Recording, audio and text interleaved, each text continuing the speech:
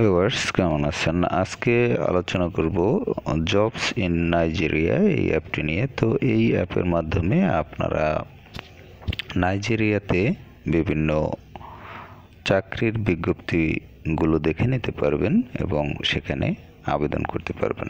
তো কিভাবে এই প্রসেসগুলো করবেন সেই বিষয় নিয়ে আলাপ করব। তো এখানে দেখতে পাচ্ছেন দুটি অপশন রয়েছে। এর মধ্যে রয়েছে সার্চ জবস, তারপর রয়েছে লেটেস্ট জবস, তারপর হচ্ছে সাইন ইন ফর এক্সপ্লোরার। তো এখানে আপনি সাইন ইন করে নিতে পারেন।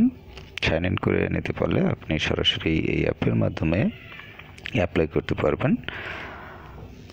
তো এখানে আপনি যদি সাইন ইন করতে চান কীভাবে করবেন, এখানে দেখতে পাচ্ছেন সাইন ইন ফর এক্সপ্লোরার, এই অপশনে টাচ করবেন। টাচ করার পর আপনার অ্যাকাউন্ট যদি ক্রিয়েট করা থাকে সেক্ষেত্রে আপনি আপনার ইমেল অ্যাড্রেস এবং পাসওয়ার্ড দিয়ে লগ ইন এই অপশনে টাচ করে দিবেন, তাহলে লগ ইন করতে পারবেন। এছাড়া আপনি গেস্ট ইউজার হিসেবে এটি ইউজ করতে পারবেন কোনো ইমেল বা লগ ইন ছাড়া। আর যদি আপনি পাসওয়ার্ড ভুলে যান সেক্ষেত্রে ফরগট পাসওয়ার্ড এই অপশনে টাচ করবেন। এই অপশনে টাচ করলে এখানে ইমেল অ্যাড্রেস দিবেন, সাবমিট করবেন, তাহলে পরবর্তী নির্দেশনা পেয়ে যাবেন এবং সেই অনুযায়ী আপনি আপনার যে পাসওয়ার্ড সেটি রিকভার করতে পারবেন। এছাড়া এখানে রয়েছে সাইন আপ। সাইন আপ এই অপশনে টাচ করলে আপনি এখানে আপনার নাম, তারপর হচ্ছে ইমেল এবং পাসওয়ার্ড লিখে আপনার সিলেক্ট কান্ট্রি এই অপশনের মাধ্যমে আপনার যে দেশ সেটি সিলেক্ট করবেন। সিলেক্ট করার পর এখানে রেজিস্টার এই অপশনে টাচ করবেন এবং পূর্বে দেখে নেবেন এখানে যে জবস এই অপশনটি সিলেক্ট করা আছে কিনা, জব সিকার। আপনি যেহেতু চাকরি খুঁজছেন তাহলে আপনাকে এই অপশনটি অবশ্যই সিলেক্ট করা থাকতে হবে। তো এইভাবে আপনি এখান থেকে অ্যাপ্লিকেশন করতে পারবেন যদি সাইন আপ করেন। তারপর তো গেস্ট ইউজার এই অপশনটিতে টাচ করলাম আমি। টাচ করার পর দেখতে পাচ্ছেন এখানে বিভিন্ন ধরনের চাকরির বিজ্ঞপ্তিগুলো রয়েছে। এখান থেকে আপনি আপনার প্রয়োজন মতো যে কোনো চাকরিতে অ্যাপ্লাই করতে পারবেন এবং এর জন্য আপনি এখানে দেখতে পাচ্ছেন ভিউ জবস এই অপশনটিতে টাচ করবেন। এই অপশনটিতে টাচ করার পর আপনি এই চাকরির যে ডিটেলস সেটি আপনি এখানে দেখতে পাবেন এবং এখানে দেখতে পাচ্ছেন অ্যাপ্লাই নাও এই অপশনে টাচ করবেন। এই অপশনে টাচ করার পর আপনি অ্যাপ্লাই করতে পারবেন। তো এক্ষেত্রে আপনাকে অবশ্যই সাইন ইন করে নিতে হবে। এখানে দেখতে পাচ্ছেন ইমেল অ্যাড্রেস রয়েছে। এই ইমেল অ্যাড্রেসে আপনি আপনার যে সিভি সেটি পাঠিয়ে দিতে পারেন।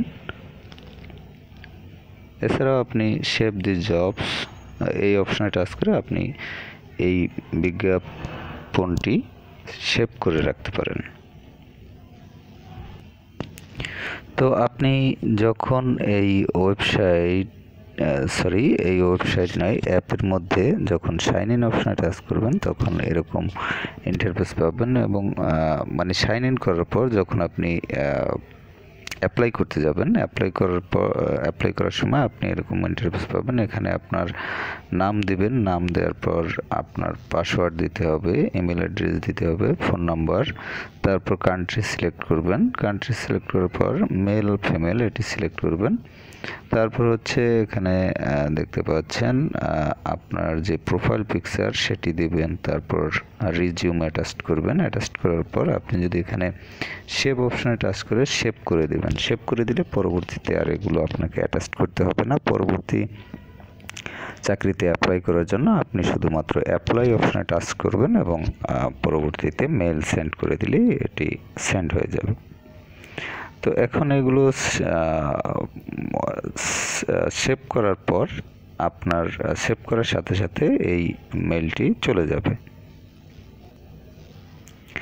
এরপরে আপনি যদি পুনরায় আবার এখানে আবেদন করতে চান অন্য কোনো চাকরিতে, সেক্ষেত্রে আপনি এরকম ইন্টারফেস পাবেন এবং এখান থেকে সেন্ড মেইল এই অপশনে টাচ করবেন। এই অপশনে টাচ করার পর আপনি এরকম একটি ইন্টারফেস পাবেন। এখান থেকে আপনার জিমেইল এই অপশনটি, আপনি যদি জিমেইলের মাধ্যমে পাঠাতে চান তাহলে জিমেইল এই অপশনটি সিলেক্ট করে নেবেন। সিলেক্ট করার পরে আপনি এরকম একটি ইন্টারফেস পাবেন এবং এখান থেকে আপনাকে যে কাজটি করতে হবে, এই সেন্ড অপশনে টাচ করে আপনি মেলটি সেন্ড করে দিবেন। তাহলে এটি সেন্ড হয়ে যাবে এবং পরবর্তীতে আর কোনো সমস্যা হবে না। পরবর্তী আপনি যে আবেদনগুলোই করবেন এই প্রক্রিয়ায় করতে পারবেন, শুধু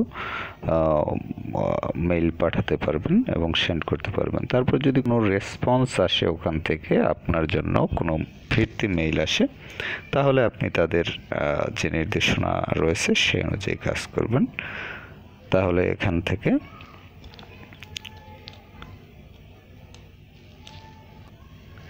চাকরি পাওয়ার যে সম্ভাবনা রয়েছে সেটি হয়তো আপনার পূর্ণ হয়ে যেতে পারে। তো যাই হোক, এভাবে আপনারা আবেদন করতে পারবেন এবং বিভিন্ন ধরনের যে দালালের খপ্পর এড়িয়ে আপনারা অনায়াসে ঘরে বসেই অনলাইনের মাধ্যমে এই অ্যাপ দিয়ে আবেদন করতে পারবেন। আর এই অ্যাপটির ইনস্টলিং লিঙ্ক ভিডিও ডেসক্রিপশনে পেয়ে যাবেন। এছাড়াও আপনি গুগল প্লেতে গিয়ে আপনি সার্চ করতে পারেন অ্যাপটির নাম লিখে, তাহলে আপনি পেয়ে যাবেন।